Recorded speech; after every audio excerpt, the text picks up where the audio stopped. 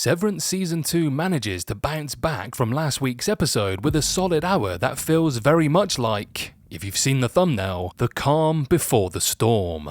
But before we get into it, if you haven't done so already, please hit the subscribe button, drop a like and comment on the video, and if you're able, please sign up for channel memberships for exclusive content, which really helps us out. Anyway, let's get back to Lumen.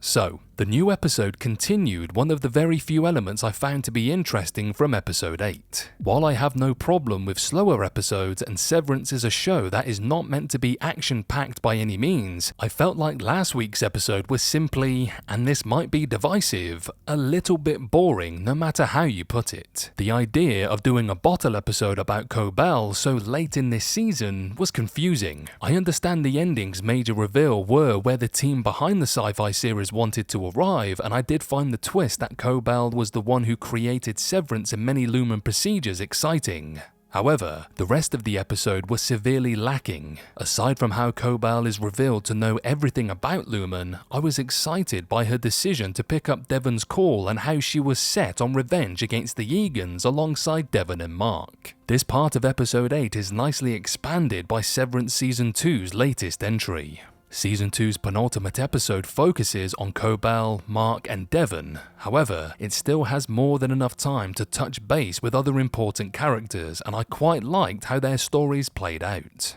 Among the minor players whose storylines developed were Miss Huang and Mr. Milchick. The first got to the end of her Winterside Fellowship, the same program Cobell had gone through when she was young. I was surprised by how the show never revealed much about Huang, only seemingly to send her away on a Lumen bus. As for Mr. Milchick, I enjoyed how his story in episode 9 is about reclaiming power. He is one of the show's most fascinating players as he tries to follow Lumen's rules but is clearly against some of the things they make him do, not in a way that helps others, but a self-serving one. I'm a fan of having Milchick break throughout the episode. He starts by celebrating that Huang is going away in a more contained manner, but later in the episode, he tells the scary Mr. Drummond to eat shit to his face. Milchick is getting erratic as we go into the season finale, and I want to see how unpredictable that makes him.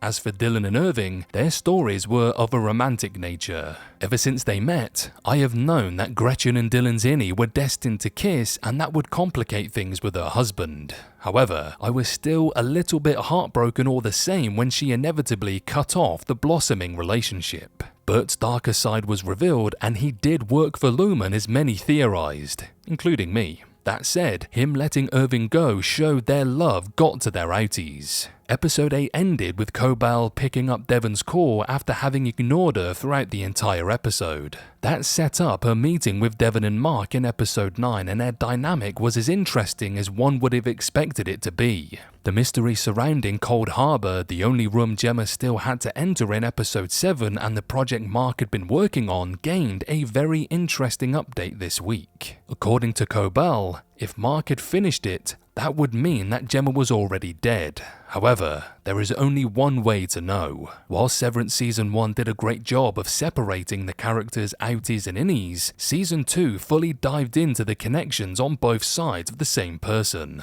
Helena pretended to be Helly and fought the others.